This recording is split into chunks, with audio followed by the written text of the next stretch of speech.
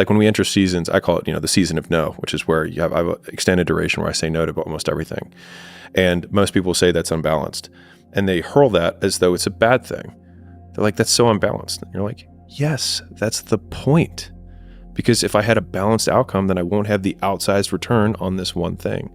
And so again, like there's so many of these little insults that people will throw at you, like you're unbalanced, you changed, that they intend as insults. But if you actually don't take your society programmed response and say, oh, they mean to insult me.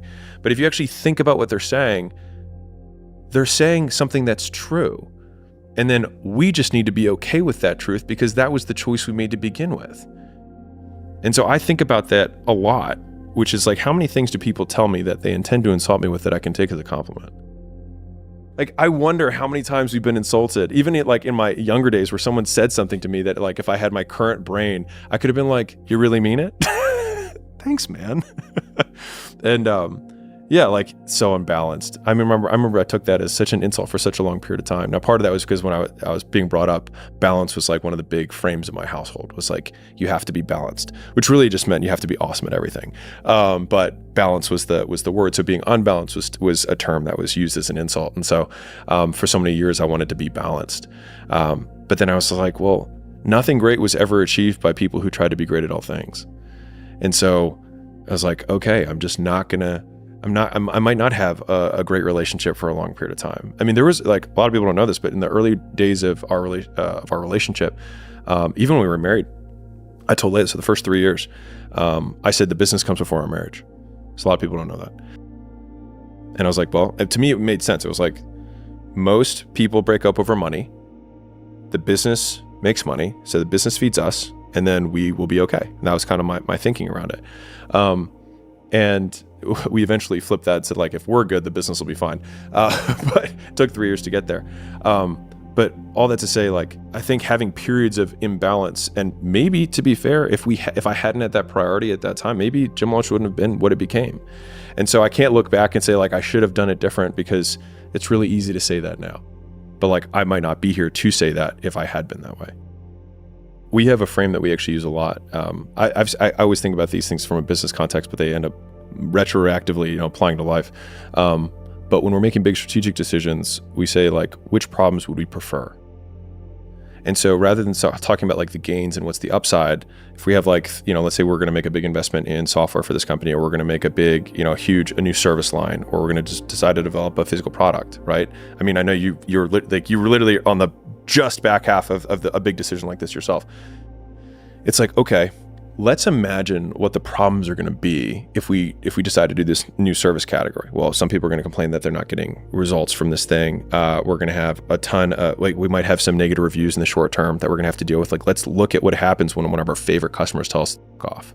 Let's really sit in what each of these problems is. And then when we spell out all of the problems and we don't even think about the upside, say, which of these problems do we prefer and which are we more equipped to deal with? Sometimes we have really amazing innovation and, in my opinion, like really solid decision making that comes afterwards that minimizes kind of the post-decision regret, because we also know what negatives would have come with the path unchosen. Because most times, like, our regrets come from the path unchosen because we imagine it only with the upside. We only think about, I think there's a book where a girl lives many different versions of her life. And the thing is that there's these pieces of her life that she imagines are going to be amazing, but then she realizes her best friend's dead, or all of a sudden she's pregnant. And you're like, whoa, what happened? And so we don't take into account on the paths not taken the things that we would have lost along the way. And so I think really good decision making and also regret minimization is that when you make the decision, you think about the downsides too, and you remember what those downsides are. And for me, that has been one of my strongest frames for, like, I didn't decide to do that. Were all that? Oh yeah, those were a lot. I'm glad those are problems I'm very happy I don't have to deal with now. There's obviously on the extreme, there's guys like Brian Johnson with Blueprint who are trying to like live to 200 or live forever. And I respect that. I respect dedication to anything, always. Interestingly, I've always been a maximizer. So I've actually not really been an optimizer in my life. It's just like, as soon as I have an input-output equation where it's like, N equals X, and it's like, and if I want 10X, I do 10N. I'm like, great, then can we do 1,000N? Like, I just want to do as much of that as I humanly possible. But when we, like, I love competitors who like optimizing because I always see it as a weakness. Because it's so easy to exploit. It's like, oh, you need your 8 hours of sleep, or you need your morning routine, or if you don't have your supplements, you're just totally f***ed, or like, I didn't have my coffee this morning, so I can't function. Like, I love to compete against people like that because they're so easy to break. It's fragile. Yeah. And so what happens is the optimizations become superstition. And so my fear around, and maybe I take a more extreme stance on this, but like, I've always wanted to be able to, with an internet connection and a laptop and a fold-out chair, go make money. And always have that as my North Star, that anything else is extra. And I feel like I lose more quickly when I get into this optimization cycle around, because I remember years ago, I bought one of those rings that tracks your sleep. And I kept trying to like set sleep PRs. And you can only get so high anyways. And then I started stressing more about not hitting sleep PRs, that I was sleeping worse than when I wasn't tracking it. And so then I was like, well, this thing. And I slept fine the next night. And so obviously microcosm, I'm a big believer in tracking progress in general, but just the idea that we become so overly romantic around these things that sometimes you just have to break. And sometimes you have to be violent. And sometimes when you're on your journey, you're not going to sleep much. And you're going to like, there was a 2-year period where I did turnarounds for gyms. I flew around the nation. Every month I would do a new gym. I ate out of gas stations, and I ate gas station food. And I gained weight during that period of time. And it was for then and not forever. And I'm in shape now. And so whatever, who cares? And so like, I used to tell this when I was selling weight loss to people. I'd say like, who cares if you get in shape for 6 weeks out of 80 years? And like, right as they're about to sign up for a membership, I was like, you want to sign, and then this is how I would sell longer memberships, but like, it's also true.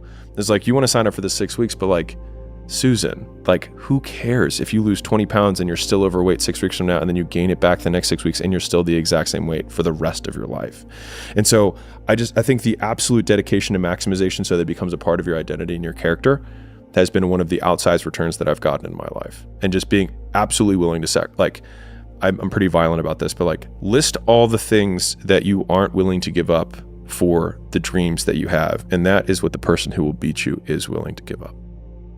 What makes something hard? Like, just in and of itself, like, what actually makes something hard? And so if we think about this as an aversive stimulus or a negative stimulus, then you have, because habituation happens on both sides. And this is what I think is so fascinating, because it's like, okay, well, you know, I wanted this big thing to happen. I wanted the Rolls Royce. I wanted the Ferrari, whatever, saved my whole life. And here I am, right? And I was happy for a week, and then all of a sudden I got used to it, right? So I was like, why can't I habituate to the suck, right? Why can't I habituate to the suck? And the thing is that you do.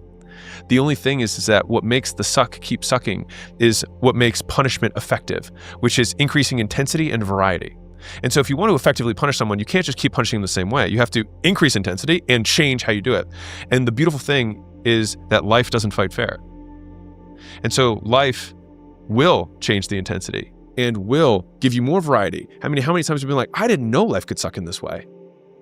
So in thinking about that, it was like, okay, I think the reason that the hard persists is because the nature of the currency that you pay or that you exchange for the thing that you want changes. Because in the very beginning, you basically have to, like, you know, conquer your friends and family who tell you that this might be a bad idea. Okay, fine, you get over that. And then you have to conquer yourself in the most basic level of, like, I have to do something. Okay, so you start taking action, you start learning how to learn stuff, which is learning through failure and learning through do. So you start doing that, and you realize you're not going to die if you fail. Okay, then after that, then it's like, okay, but then now you have this dramatic skill deficiency, right? So you have to very quickly level up in a ton of different things in whatever domain you're in, right? And then that has many failure loops. That have we habituated to failure? No, it's too generalized. So the failures that occur are specific, and so it's just like, oh, I didn't know I could fail in this way, right? Like, we had an event.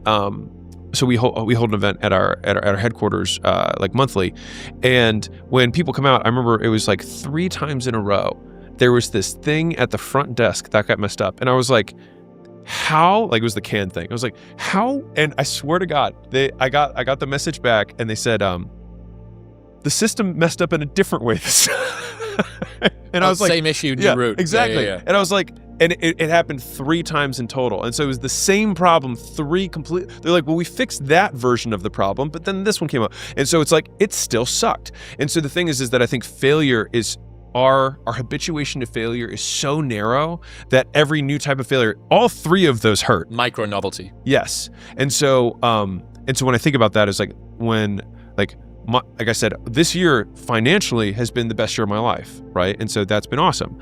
But I've had all of these. I mean, I've had health stuff. Layla had health stuff that was separate. We had legal things, which is another whole thing. Because business stuff, book stuff. Yeah, there's the book stuff, and then there's staffing stuff. Yeah, there's a lot of things. And so all of those things happened, and I was like, so it's just that the currency has changed. The currency that I'm paying. And so I'm very happy to pay the long hours currency. I'm very happy to pay the, what am I willing to give up in terms of social life? Like that, to me, I've habituated to that price. That's not hard for me. I don't even consider it a sacrifice anymore, which is, I think, what you want, because people will sometimes maybe see you, or maybe they'll see me and think of like the Goggins, work until your eyes bleed. The thing is that like, and maybe I don't know Goggins, but I'll just speak for myself. I don't really push that hard. Like I don't really push. I do it, and I've already habituated to this. Like this is not an excess for pushed me. In the initial to get up to the to momentum. Get to here. And yeah. Now, And I like, we worked. So I had my whole team in a boardroom. At the very beginning, you saw my timer. So I have a timer that's on my phone. It has like 22 and a half hours on it. And so what I've been doing is I've been challenging the team they wanted to do a 12-week project. And I said, hey, can we do it in 7 days? Right. And not only are we going to do it in 7 days, we're going to actually see how many actual hours does it take of us working together to get this done. And my hope is that we get the whole thing done in under 50 hours with 8 guys. And so I'm like, okay, so we can shrink what was once going to be 3 months into this period of time. And so over the last 2 days, we just did this, and I'm going to do it again tomorrow, is that everyone was starting to work at 7 and continued, didn't really leave the boardroom except for like to use the restroom until about 9 o'clock at night. And so you're talking 12, 14-hour days, but like on the whole time. And the thing is, and this is what's crazy, every single guy who was in that room texted me afterwards, was like, that was awesome. Like, I wish we could work like this all the time. And so like, I don't think, like, we talk about work and what makes work hard and all of these things, but like, once you learn how to work, the work itself is self-reinforcing and you enjoy it. It's everything else that you didn't know you were going to have to sacrifice so that you could get back to working. And so that's where I've had to really consider this Bulgarian method approach. So we talked about a powerlifter, a friend of yours, who like he went to go train with the best coach of all time. And so there's the Bulgarian system, which is the same thing in Bulgaria. This tiny little nation disproportionately outcompetes in Olympic lifting. And the way that they do it is they have a system which basically just breaks everyone who does it, except for the one person who can sustain it, and he becomes champion. Yep. And so I actually see business, unfortunately or fortunately, very similar in a lot of ways, which is that the path, the science of achievement is fairly straightforward, right? Like you have to pursue high leverage opportunities, and that is the working smart. And then if everyone is working smart, then the only thing left that you have to compete is working hard, right? Because people say work smart, not hard. Only works when you compete against dumb people. Like my competition is smart and they're also working hard. And so we both have to work hard. And so that price though has been something that I've been staring at for myself, because I've never had the aspiration of being number one. I've at least for me, it's not in my DNA. I haven't had that desire to be the richest man in the world. Not something I care about. And so then it's getting into, okay, what's the sweet spot that maximizes enough where I can actually start looking at some of these other preferences that I have and say, you know what? I am no longer willing to make that trade. And the other part of me, we talked about lame earlier, like the coffee, made your week. Mm-hmm. To the same degree, like this is enough for you? Yeah. And I've actually had a very, I would say, disdainful almost take when I would hear somebody who, okay, take this, fine, I'll just take this, whatever you want. Someone gets to a few $1 million a year and they're like, that's it. I made it. And I have to fight against this. This is what I'm working on. I see that and I'm like, out of the game. Yeah. Like he's out. Yeah. Done. Like quit too soon. Yeah. Yeah. Like there's so much juice left to squeeze. Right. But then it's like, well, the thing is that the juice that comes out is your output, and the thing that's being squeezed is you. And so that's what I've been thinking a lot about.